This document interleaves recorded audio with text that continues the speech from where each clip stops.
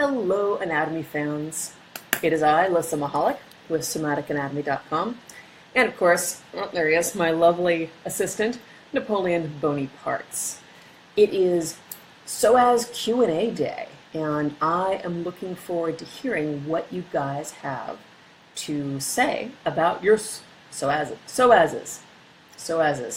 It's Greek for loin.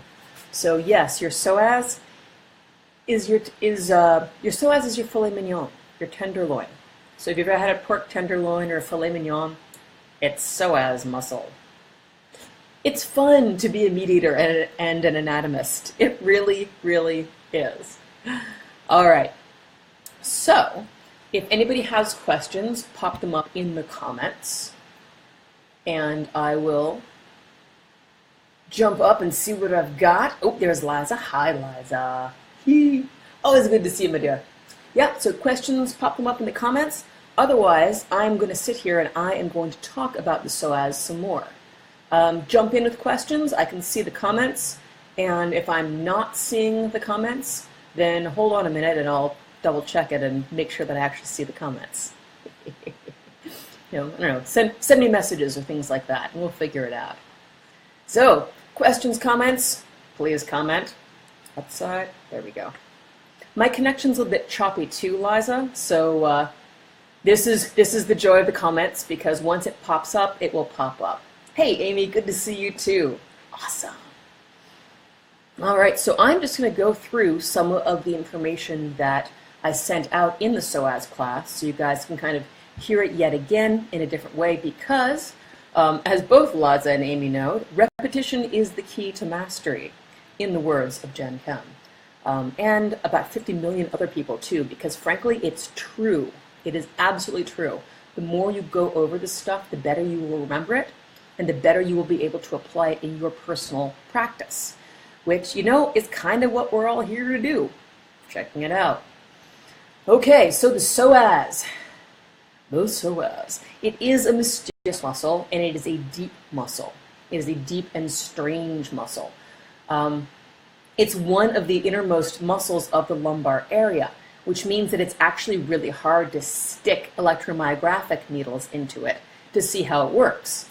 Which means that no matter how much you pay those college students, they are not going to let you stick needles into their psoases, because it hurts. Repetition is theological mucilage. I really like that one, Amy. It makes stuff stick. Yes, it totally makes stuff stick. Also, I just really love the word mucilage given half a chance. That makes me super happy. So, like I said, we've got this really deep muscle. We can see it in cadaver dissections. We can see it in radiography, but we can't see it in actual movement, which is why it is super important for all of us movement people out there to get our butts out there experiencing stuff. Exactly, anatomical mucilage, which actually sounds like it should be some sort of gross body substance. There are all kinds of sticky substances in the body. You probably know that. You probably don't need me to tell you that. Repetition, it makes stuff stick. There we go. And the great thing about repetition with all of this is my goal with all the psoas stuff is to get you guys super familiar with the psoas and really able to feel it in action and figure out what's going on with it, because it's hard. We're going to create an army here of people who understand their psoases, and people who understand movement, and people who are going to get into the psoas and into movement and be able to communicate that to other people. So, the anatomical mucilage army of psoas people, and you know what I mean. You know what I mean. So, like I said, we're just going to talk about, just like we did in the class, we're going to look at the attachments, actions, locations. We're going to talk about innervation, because innervation and nerves are awesome. Super exciting always. And let's go. All right, let's see. So location, we have the posterior abdominal wall. And let me get Boney up.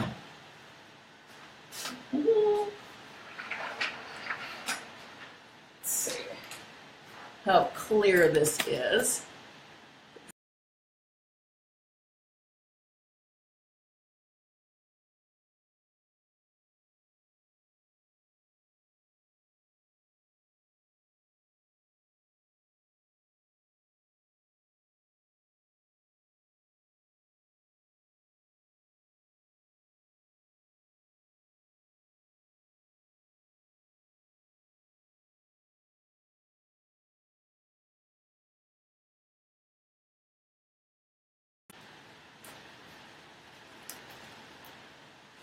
Here we have our psoas muscle attached right up here.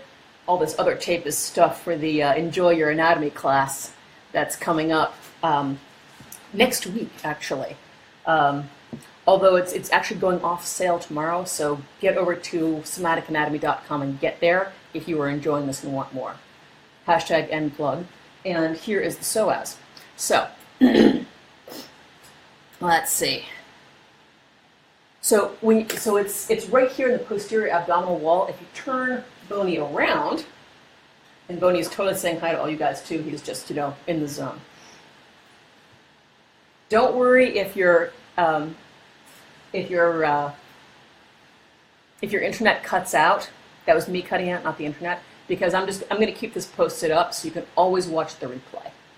So you can see that it's attached right here at the spine.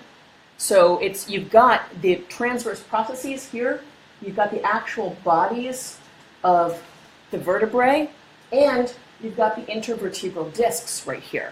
So it goes all the way up through from L1 through L5, sometimes even T12. It depends on what's going on in your personal body or the personal body, whoever it's talking about. Now, palpation, if you're going to feel it, kind of follow along with Boney here. So you've got, if Boney had a belly button, here, let's see if you can see me and him properly. So if Boney had a belly button, it would be more or less here. Here's my belly button. And move slightly over to the side. And I'm just going to take the flat of my fingers and kind of spiral in. I don't even have to go that deep because I'm not looking to actually make contact with the psoas muscle. Because frankly, there's a lot of intestine between here and that psoas, and I don't really want to press on it that hard. So you can take the flat of the fingers, spiral it down until you feel something firm, and then you can tell whether or not it's the psoas by picking up your knee. That's my knee.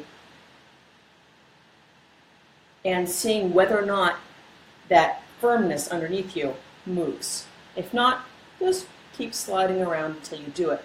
It's actually a lot easier. Move up. It's a lot easier to feel when you're lying down rather than standing up. You can just get a much better view of what I'm actually doing when I'm standing up. So it's a lot easier when you're standing up because when you're lying, or easier when you're lying down because when you're standing up, all your abdominal muscles are active to keep you from falling over. So when you're lying down, you've already fallen over. No worries. All right, so that's how you feel the psoas.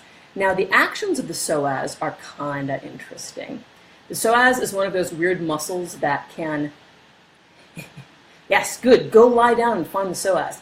It's the other way to do it is you take your nice flat fingers and you spiral down until you find something that hurts, and then you pick up your leg and you see if you can feel it jump. But you know what?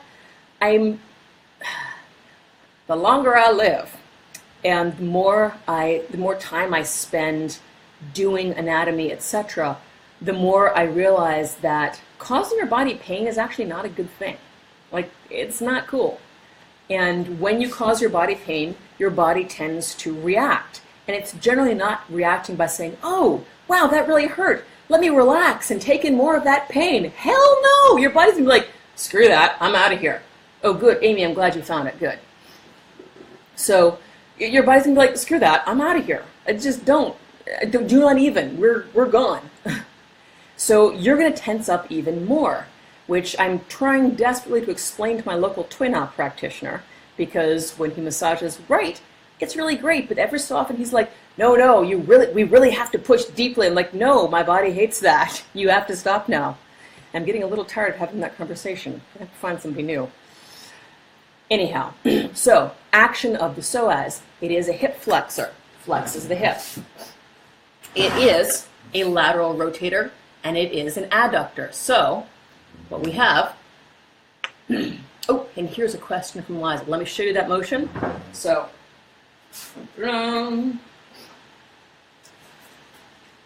hip flexor, lateral rotator, and adductor. So that's its motion. You see how that might work a lot in, say, Irish step dancing? Irish step dancing is something I talk about a lot, not because I actually do it, but because the motions are so very cool. And yes, it's absolutely part of the hip flexors. And yes, so Liza, your question is that you've been focused on stretching your hip flexors to counteract all the sitting. Oh, releasing the psoas is a thing of beauty. Because a lot of us end up sitting not only with flexed hips, but we end up with an anteriorly tilted pelvis. Anteriorly tilted pelvis. So you've got your pelvis. Your pelvis is like a bowl of water here. You spill it forwards, that's an anterior tilt. You spill it backwards, that's a posterior tilt. It's all this stuff up here. So yeah, it is part of the hip flexors. Yes, anterior pelvic tilt. It's so easy to sit down, get yourself into your anterior pelvic tilt, slump down, reach forward, and I'm going to stop that right now because my spine's saying, don't you do that. You're going to be in big trouble if you do that. So yeah, so releasing the psoas is actually a fabulous thing to do for sitting. It's not, stretching the hip flexor group, yes, but stretch the hip flexor group with an awareness of this attachment up here at the top of the spine, or at the back of the spine. So letting your lumbar spine move backwards is really great in any sort of hip flexor stretch, because that will help to get the psoas lengthened and released as well. Now, there are some really interesting, again, because the psoas is so deep, there are some really interesting questions about how do you, yes, exactly, for people who are writing and sitting a lot, and because Liza, that when you start writing, then you stop paying attention to your body because you're not here. You're not here in your body. You're here on the page, in the story, whatever you're writing right now. Absolutely. So yeah, releasing the psoas is key. But it's also really important not to overstretch your psoas, because then it just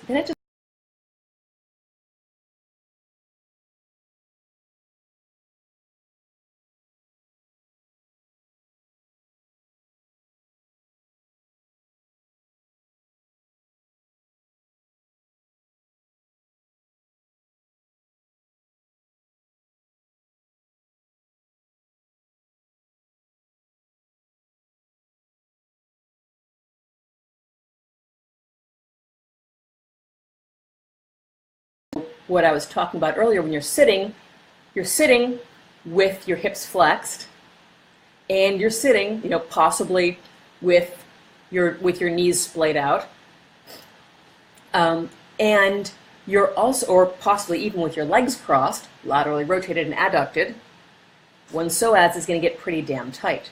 In general, sitting with a curve in your lumbar spine it's going to mess with your low back, and it's going to mess with your psoas, because it's bringing the origin towards the insertion. Origin towards insertion, the muscle shortens. Origin away from insertion, the muscle lengthens.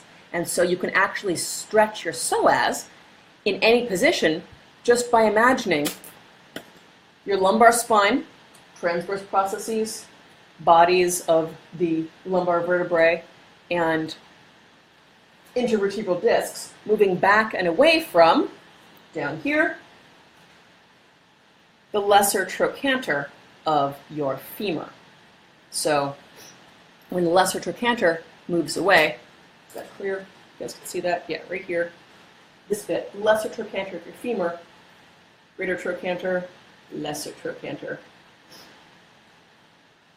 If you just move lesser trochanter away by maybe internally rotating your thighs, and allow your low back to move backwards, you can lengthen your psoas even in a seated position. It's not a bad thing to do every so often.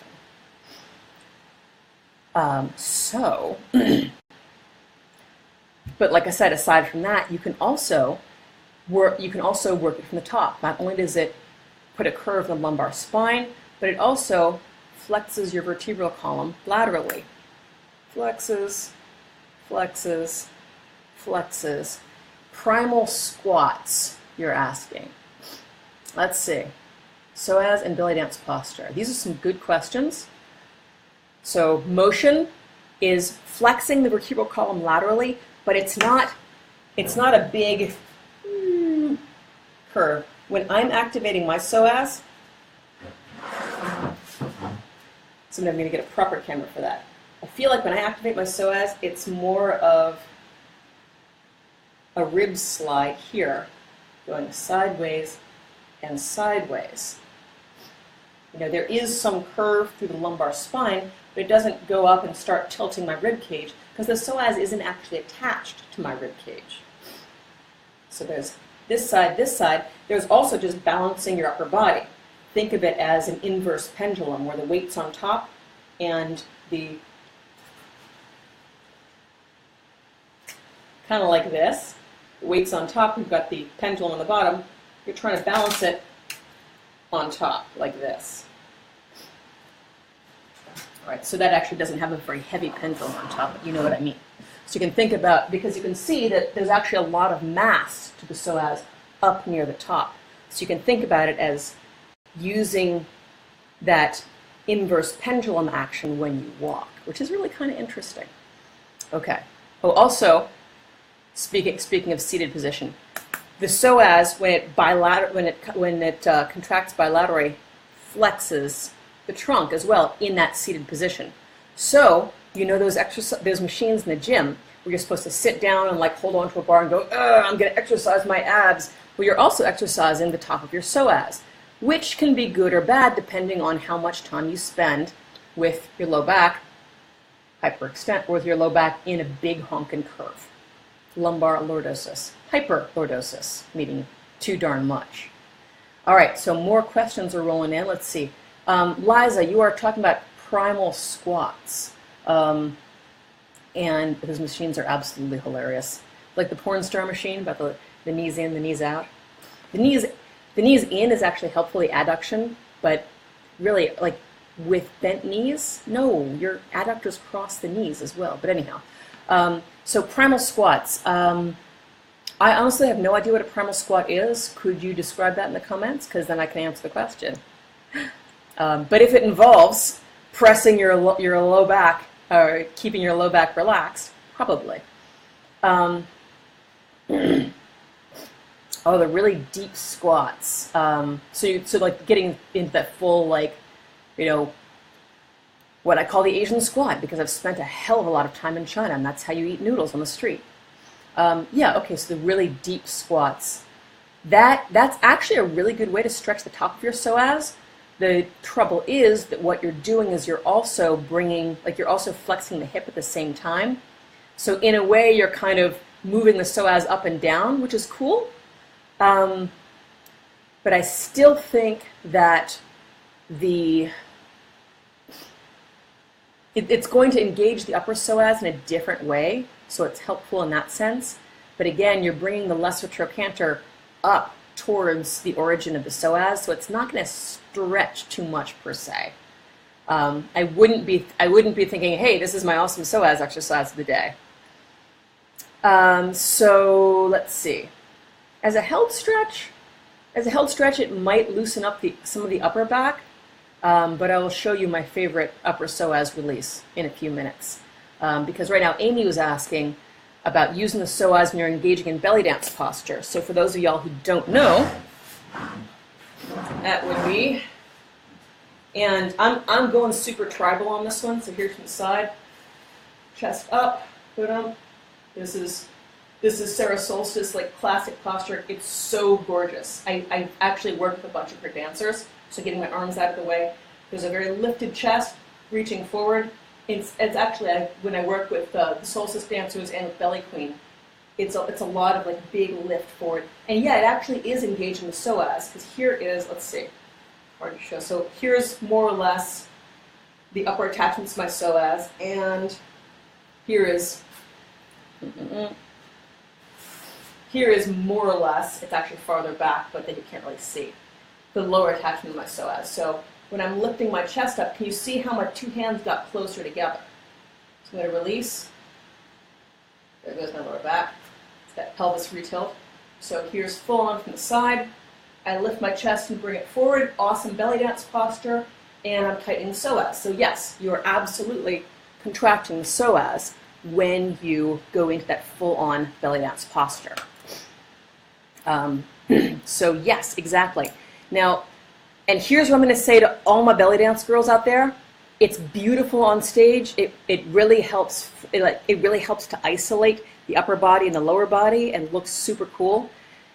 The trouble is that, as you can see from what I'm doing up here, it's different. Like, it's different from a normal posture. And yeah, you're kind of cranking your psoas a lot in that position already. So you're going to end up with psoas issues. You're going to, like, I'll show you what happens to the pelvis. So here's, let's see, here is my sacrum, here is my pubic bone. I go in here, and you can see how I'm getting myself into that anterior pelvic tilt. So I need to make my pelvis neutral, which is going to feel like a posterior pelvic tilt, which is why everyone's always like, tuck, tuck. Well, this is tucked. This is a posterior pelvic tilt. And I'm exaggerating. It's possible to have a posterior pelvic tilt and not be tucked that hard. But in general, you want a neutral pelvis. So that, let's see, front pelvis, back pelvis. So that if you put your hands like this, your hands are more or less upright. More or less. The other way to tell neutral pelvis, 2 hip points, 1 pubic bone, should be, that plane should be basically perpendicular to the floor. So what it looks like naked, let's see, get the arm out of the way here, Bonnie. So 2 hip points, anterior superior iliac spine, 1 pubic bone. This line should be more or less parallel to the ground. So Bonnie is actually in pretty good shape. Yeah, the triangle is a good one there. So your triangle of 2 hip points, 1 pubic bone is pretty much pointing straight down to the ground. So yeah, it's like, actually for a plastic skeleton, Bonnie's pelvis is in pretty good position. Usually these guys have a serious lumbar curve. So, you know, not so bad there, skeleton. Not so bad at all. So yeah, that's a really good one. And again, people's sacrums can be curved differently depending on how your body is built. In fact, I just did this in the Enjoy Your Anatomy class, and I'm going to do it again right here because this is so effing cool. So, you know, follow along at home on your own personal anatomy books. If you've got your body with you, you've got your anatomy book with you. Always remember that. If you're ever wondering, like, wait, what muscle works in this? Find out. Put your hands on. Figure it out. Because you've always got your anatomy book with you. Okay, sacrum. If you put your hand on your sacrum, you can feel the posterior spinous processes. And move your fingers down right to the end of the tailbone, and I can guarantee you it's not going to go anywhere it shouldn't. Anatomically, it's not possible as long as you keep your fingers on bone. So then, you can take your hand off, and this is the actual curve of your personal sacrum. So here's my curve. I'm going to do this again. Okay. Here's my sacrum. And here is Boney's sacrum. So you can see how we have 2 different curves. Like my sacrum here is pretty curvy. Boney's sacrum is actually pretty flat. Now, partly that's because he's plastic and, you know, hey, but it's also because he has a male pelvis. I do not have a male pelvis. So a female pelvis is usually going to have a bigger curve than a male pelvis. Not necessarily. I have seen plenty of women with sacral curves that look a lot like this. I used to say like most, you're more likely to have a flatter curve if you're an Asian person. You're more likely to have a bigger curve if you're an African person. But I have seen African people with sacrums like this. I have seen Asian people with sacrums like this. And, me being a white girl, I got a pretty hardcore curve in my sacrum. So you know what? I'm just saying it all depends on your personal sacrum. People are different. We're just all built the way we are built. So you guys are checking your... Yeah, so you guys are checking your sacrums. That's awesome. Yeah, like some people have the big curve, and some people have the bony curve. The Napoleon bony parts curve. And yeah, it's important to use the triangle because sometimes people got booty.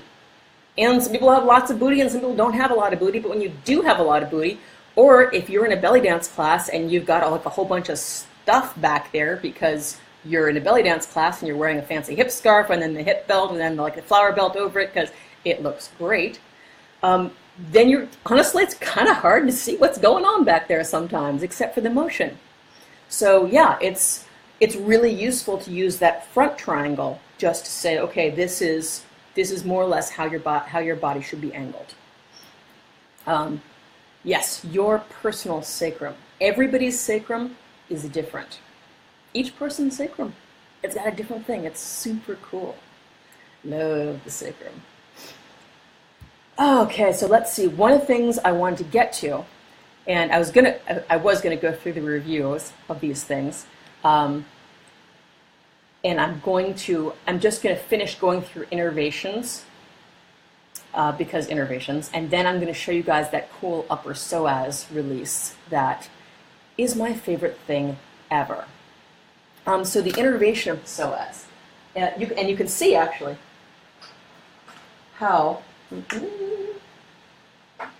I love Boney for so many reasons, but because he's got these nerve roots coming out, it's really clear to see exactly what's going on. So let's see. So we've got, make sure I've got enough views here because sometimes I flake on nerve names, especially when I've had too much coffee. So like I said, here we have the nerve roots, and you can see how since the psoas connects to the transverse processes, to the vertebral bodies, and to the intervertebral discs themselves, you can see how it's really interwoven with these nerves. So, and again, this is why you don't want to overstretch or overexercise your psoas because you start to mess with the nerves. If you overstretch nerves, nerves are not happy. If you clamp a muscle tight around nerves, nerves are not happy. And there's a lot of nerves that go right through the psoas. It's the entire lumbar plexus. So that is the obturator nerve, it is the femoral nerve, it's the entire lumbosacral trunk, so everything that innervates all this stuff here, the ilioinguinal and the iliohypogastric nerves, and those are the ones that supply branches to the abdominal muscles, so that's kind of important. Also, the hypogastric or iliohypogastric nerve is a lot of times that's implicated in pelvic pain. So pain, like testicular pain or vaginal pain, whichever one you may happen to have, it could have to do with your psoas compressing or pulling on your iliohypogastric nerve. Got that one from my physical therapist, thank you. One of the great things about being injured is you get to have really good conversations with really smart people. So knowing anatomy really helps your own personal recovery because you can talk so much more intelligently with the people who are helping to fix you. All right, so I digress. So yes, so it also connects, the genitofemoral nerve comes out of there, and the lateral femoral cutaneous nerve. So that one is, there we go. Picture of the upper thigh here. It's right about here. So this skin right here is innervated by the lateral femoral cutaneous nerve. So looking at all of those is actually kind of important if you are, making sure I'm still getting comments in here. So those are all actually really important to know about because they are running right through the damn psoas. And it's not just that, okay, the psoas is really deep and it's really hard to find, but it's also kind of hard, or it's also really easy to mess things up because with all these nerves going through, something goes wrong with the psoas, something goes wrong with a lot of the nerves that innervate basically your entire effing lower body. Just saying. So, respect for the psoas. Okay, I'm going to scoot Boney out of the way, and I'm going to show you guys the upper psoas release that is my absolute favorite. And I am also going to show you guys what some of my favorite releases and exercises for the psoas.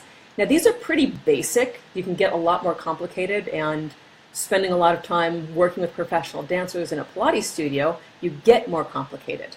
But you also have to be very careful because of the nerves, because it's deep, because there aren't a lot of sensory nerves. Like a lot of those nerves go through on their way to other places. And the actual sensory innervation to the psoas, we're not used to getting sensory feedback from that deep in our body. So this is part of the reason it's so damn hard to feel what your psoas is doing. So these exercises are some of my favorites for releasing the upper psoas and for strengthening and releasing the whole damn muscle. So now, with my fabulous Facebook camera work, I will zoom in, sort of, on the floor. There we go. And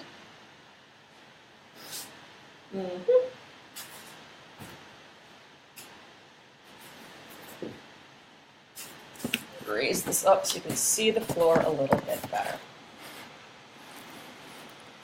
There we go. That's more floor. Okay, so the bolster.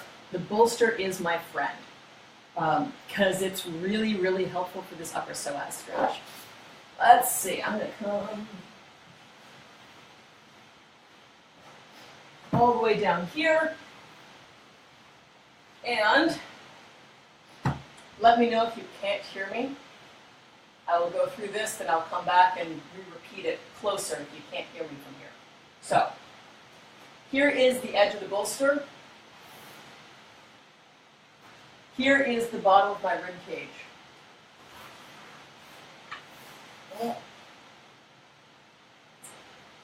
Right about there.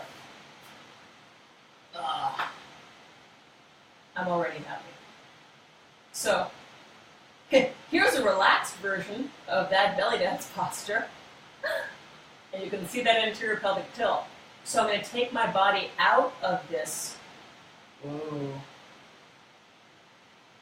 Because I'm lying down, I'm actually starting to get a release already because I'm relating to gravity in a different way. This is one of the things I love about Pilates, is that with all the springs and slides and angles, it really helps you change your relationship to gravity and the effort of the exercise. So just changing my relationship to gravity here, I'm already getting really deep release in my back. So, but I want to lengthen my psoas more. So I'm going to lift up my pelvis, put it in neutral, maybe even a slight posterior tilt. I'll let my thighs release. I'm not actually going to internally rotate, but I'm going to imagine that they could. Imagine that they're rolling in. And I'm going to let this area right here just hammock down. Really paying attention to the upper part of my lumbar spine. Internally rotate the thighs in my imagination. Release the upper psoas. Imagine I'm reaching my tailbone away from my rib cage. So I'm creating space in my lumbar spine as well.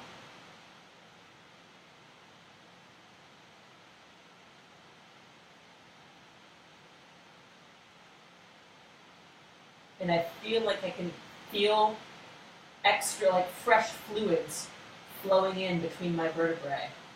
This is awesome.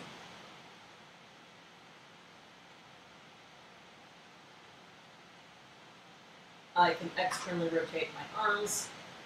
It's always good. But I'm really concentrating on what's going on with my lower body. When I come off, I'm going to go sideways and roll up. All right. Hopefully you guys could hear that pretty well. And woo, head rush. So when you come out of an exercise like that and you've just really lengthened your psoas, you don't want to go back into that. You don't want to go back into that arched back anterior pelvic tilt psoas shortening position because you just spent a whole lot of time releasing it.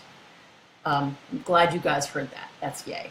Also, so Liza's saying that you want to do that with your foam roller. You totally can. It helps to put a towel or something over the edge of it, unless it's one of those super soft rollers, because otherwise you kind of end up with that edge poking you in the back, and that's not very relaxing. So keep that in mind. Okay, whew. Now I'm all like, happy psoas, happy back. Find the bones, the ground. There we go. Okay, so all right. So now that I've shown you guys that, we're going to take a look at leg slides and leg lifts and why they are super cool for working with the psoas. So off we go again to the anatomy floor.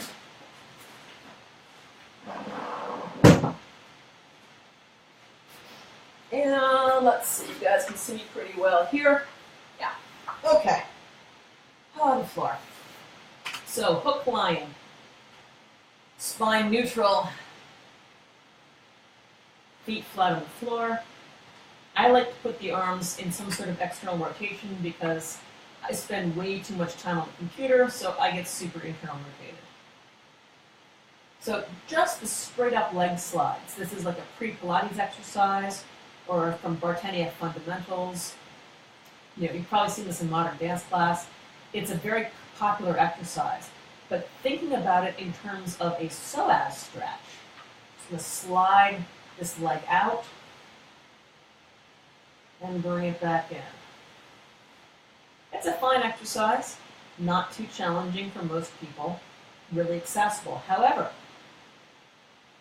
when I release my low back and I really concentrate on my foot, so I'm going to really reach my heel out, reach my toes out. I'm going to put my mind as much as possible in that distal end of my leg.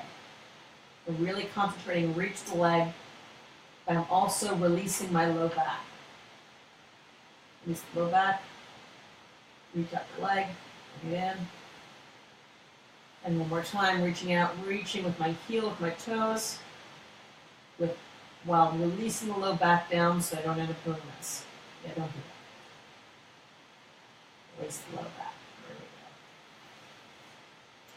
we go. And as always, baseline correctly. Baseline, here we are. So I've exercised one leg. I'm comparing the two sides. I'm like, okay, my lower back on this side that I just did feels a lot more released. So now I'm going to do the same on this side. I'm going to hit the wall. I'm going to move. Release the low back.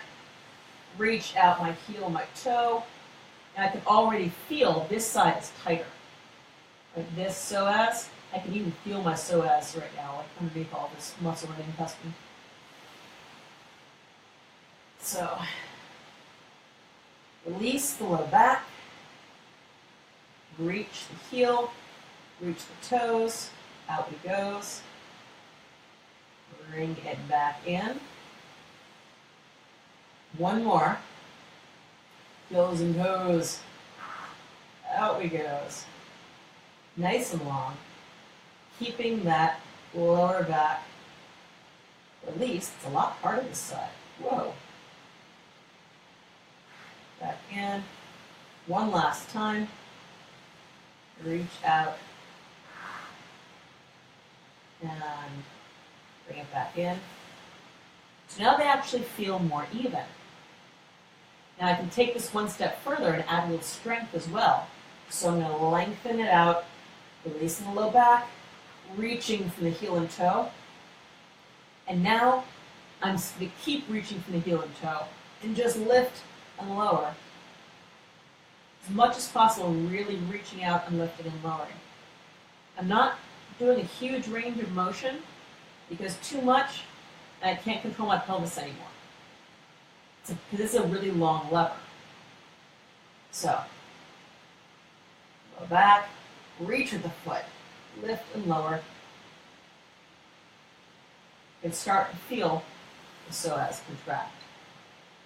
So now, compare the two sides. Whoa. I can't even pinpoint what's different, but stuff's different. Switching sides, lengthening out. Lower back relaxes. This one feels much stronger. You can probably see I'm getting more motion here, much more easily.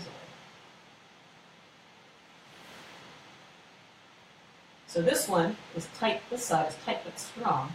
This side is long, not so strong. And again,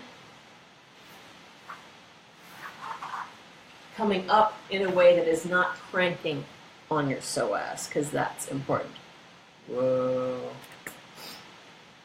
Ah, so you checked out the foam roller. Good, I'm glad. Yeah, so this is actually the way that you can use your foam roll to release your psoas. You cannot actually foam roll your psoas because you'd have to go through either a ton of muscle or a ton of internal organs. And you don't want to squash the internal organs with your foam roller.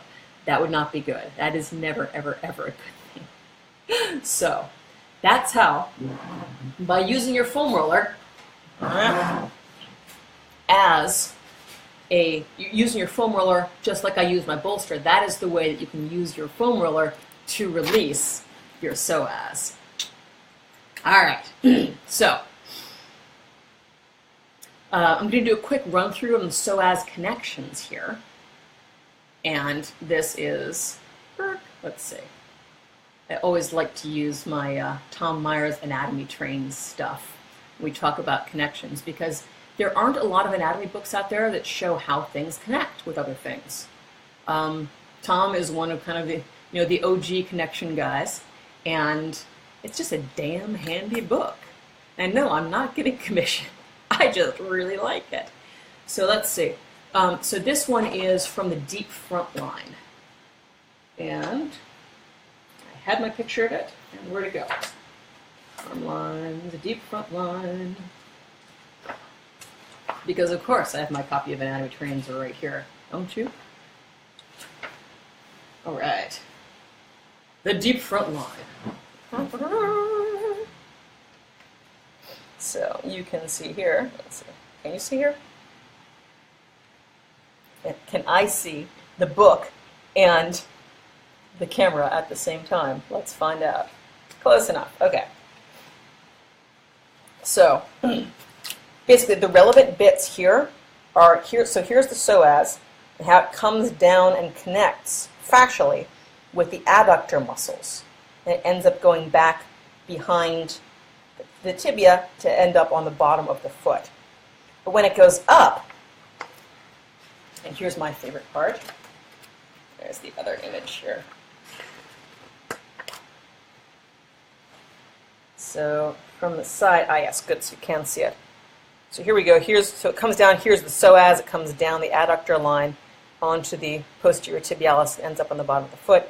But here, if you're from going up, so here is the psoas line again, and it connects fascially with the diaphragm, and then with the pericardium, and all these little lines of fascia going up through the throat to the base of the skull. It also connects the anterior longitudinal ligament, going right up again to the base of the skull. Using a third line that comes up here on sternalis and some of the hyoid muscles up to the very front. But the most interesting to me is how it connects with that middle and that posterior line. So let's bring Boney over here again, because I was doing some of these connections in the Enjoy Your Anatomy class. So I still have some of this all taped up. So here's my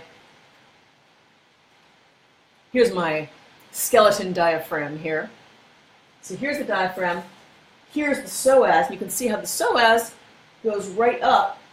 And all right, so I didn't do this. I didn't connect it completely, but the psoas comes up and the fascia comes up and meets right here with the diaphragm fascia. So going up right into here, into the diaphragm fascia, and on top of your diaphragm is where your heart sits. And your heart is wrapped in this membrane called the pericardium. Peri meaning around, and cardium obviously being heart. So this membrane around your heart, and then there's other fascia that comes up through the throat and coming up to the base of the skull.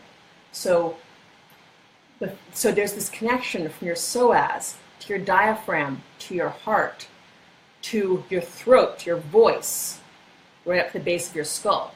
So anytime people will say like, oh, the psoas, it's such an emotional muscle. And you're sitting here like, really? Well, yeah, because it attaches to your breathing center, which attaches to your heart, which attaches to your voice. And if your heart, your breath, and your voice don't have emotional components, then you haven't been paying attention, basically. Either that or you're a robot. But should you not be a robot, the psoas has a direct fascial connection to your breath, to your heart, and to your voice. So think about that next time you're working on your psoas. So it can be difficult if your psoas is imbalanced, like mine is. One of them is too tight and one of them is too loose. So it's really important to get that balanced. And using those leg slides and leg lifts are actually a really fantastic tool, because as you saw with me, it can be very clear how, like, which one is tight, which one is weak, which one is strong, and which one is loose. So you can check it out and see how it works. But again, so here's the exciting thing about the psoas. You've got all these nerves going through the psoas. It's a really deep muscle. It connects straight to our lumbar spine, even to the intervertebral bodies. And it connects to our breath, connects to our heart, connects to our voices. So yeah, it's kind of an important muscle here. It's a really, really valuable thing. And I have the feeling I'm not quite seeing the comments I should be seeing. Let me mess with this for just a mo. Make sure I can do this. If I'm missing your comments, then I will definitely, if I'm missing anybody's comments or questions, I will come back and take a look at this later to make sure that I got them all, and I'll answer them in text. I also know that there's a bunch of you who wanted to make it today who couldn't. So again, check it out. I will definitely have this on, and if you are watching this in replay, put your questions in the comments, and I'll get back to you and answer those, because that's going to be awesome. All right. So we're talking about that psoas and diaphragm connection from the heart, connection from the voice, and that's just plain cool. So yeah, like I said, the psoas is a deeply emotional muscle. It's also the muscle that we use, when it shortens, we go into fetal position. Or when we go into fetal position, it shortens. We're not going to be too specific about cause and effect there, but it's a really contracty muscle. Like when it contracts, your whole body contracts. So, which is a perfect segue into the developmental movement patterns. So we've got all the location stuff, we've got the connection stuff, and now we've got the developmental movement patterns. This is kind of the structure that I'm setting up for the whole Enjoy Your Anatomy system. So we've got 5 more muscles coming next week. I'm so excited. I should say, but only if you sign up by tomorrow, by Thursday night. Yes, sign up tomorrow and go to somaticanatomy.com, and you can get all the rest of the information on that. Because right now I'm talking psoas. So part 3 is developmental movement patterns, and also movement framework, exactly. Developmental patterns and movement therapy, because I am a somatic movement therapist. Specifically, I'm a dynamic embodiment practitioner, which means that I have this base in body-mind centering, Laban movement analysis, and Bartenia fundamentals. So, I mean, even to just today, some of, the leg slide and the leg lift, these are basic Bartenia fundamental exercises. Body-mind centering is, that's from Bonnie Bainbridge-Cohen. I'm actually going to a conference later this month, so watch for more info on that. And she does a lot of work with developmental patterns, and that's what we're about to get into. Laban movement analysis, that was Rudolf Laban, and he talked about, he gave us an amazing language to describe movement. And there are so many places you can go from there, but I'm not going anywhere. But one of the places was Bartenia fundamentals, because his student Irmgard Bartenia picked up those, some of his concepts and brought them into walking patterns. So, using all three of these, we're now going to go into developmental movement patterns and talk about how that connects through the psoas. So, like I said, we've got this curl, this contract, this like bringing everything in towards the navel. And that can be like, it can be sort of an absorb thing. It's like I'm gonna contract my body around a piece of information. If we're gonna get all like pre-cellular, I'm gonna contract around a piece of food. I'm gonna be like an amoeba. I'm gonna do that contract phase. But the other way to look at the basic developmental patterns, you've got yield, push, reach, grasp, pull, and then you can either absorb or release. It's when you have choice. You're going up the scale. And all of us, if we are standing upright and moving and walking, have gone through some version of that pattern to get there. Like going from being a newborn who has no experience with gravity or movement outside the uterus to a walking human being who has a completely different relationship to gravity. And one of the things I always think about when I think about the psoas is that first, kind of like the first basic reflex. When you get born, you come out, and suddenly when you've been in the uterus and you have been in basically a weightless environment. And when you come out, suddenly you have to deal with gravity in a very different way. And you have this reflex called the Tonic Labyrinthian reflex.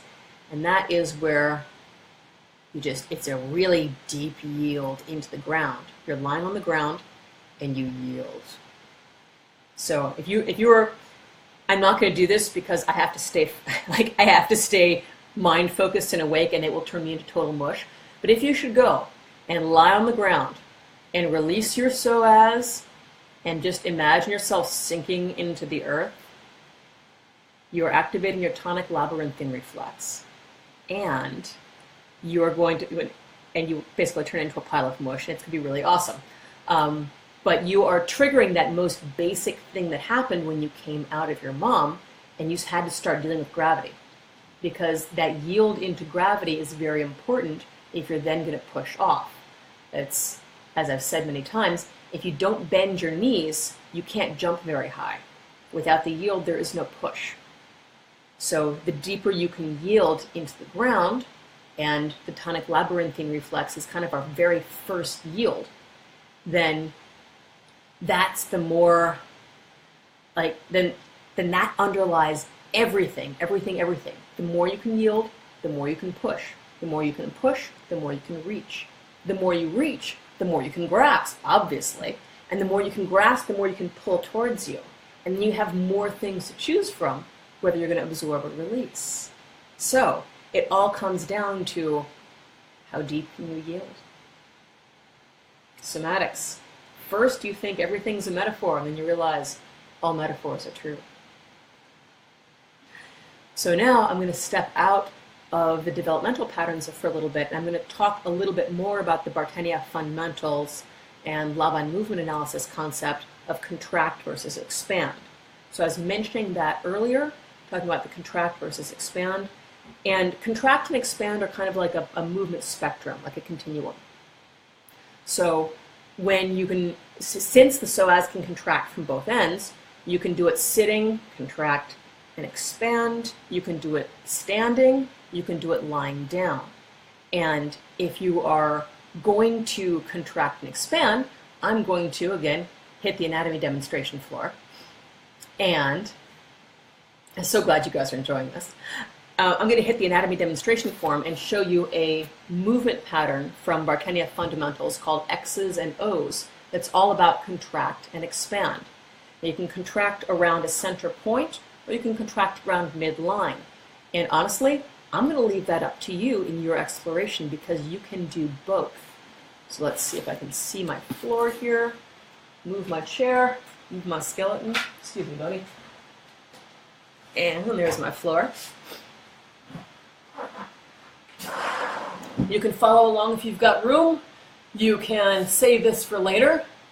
But I think after this, we're probably going to call it a day. So if anybody's got questions, feel free to post them while I am demonstrating. So, I'm afraid we're going to get, let's see, I think we can get this. Oh, I'm good. Okay. So, I'm going to lie back, and you're going to see why this is called X's and O's in just a minute.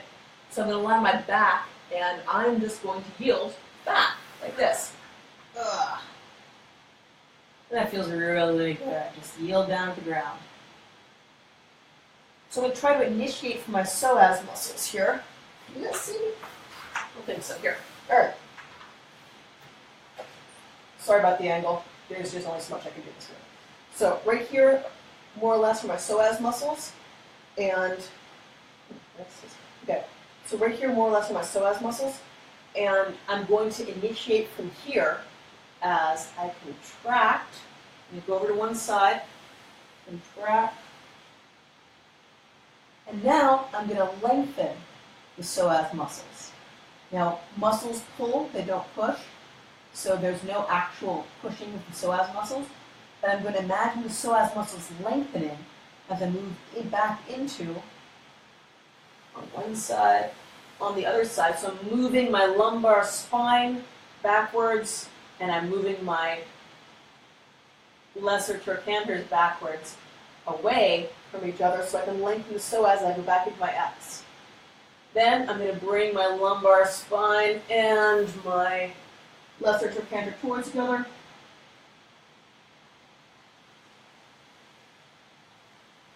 And away from each other. Release. Bring them towards each other. And away.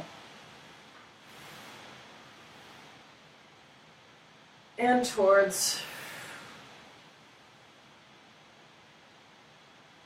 And away. You can see that I'm kind of processing here.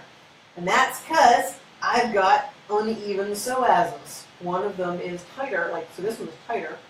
So it's like, it doesn't lengthen as well as this one.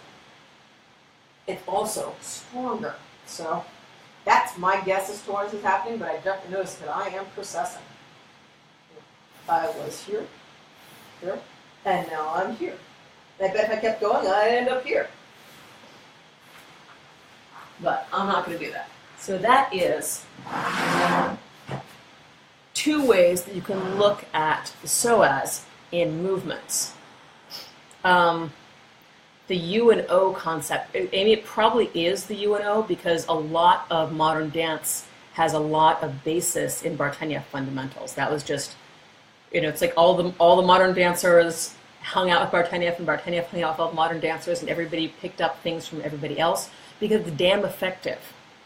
And it's a really neat way to bring developmental movement patterns into something that looks and feels more dancey, but also is much easier for adults to get into because the yielding on your back is much easier than, say, yielding on your front. So I'm going to demonstrate Tonic Lab for you, Tonic Labyrinthian Reflex. So imagine trying to get your class to do this in a dance studio. You know how dance studio floors can be. And you know how people can be feeling kind of vulnerable. So this would be the tonic lab reflex. It's subtle.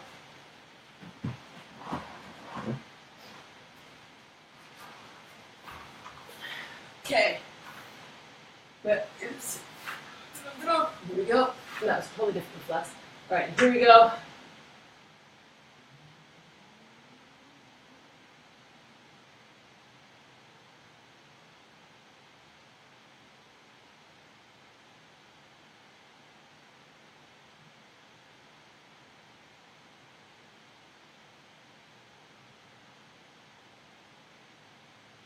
You might be able to see the change in how I'm connecting with the floor. Or maybe not. The quality here is only so good.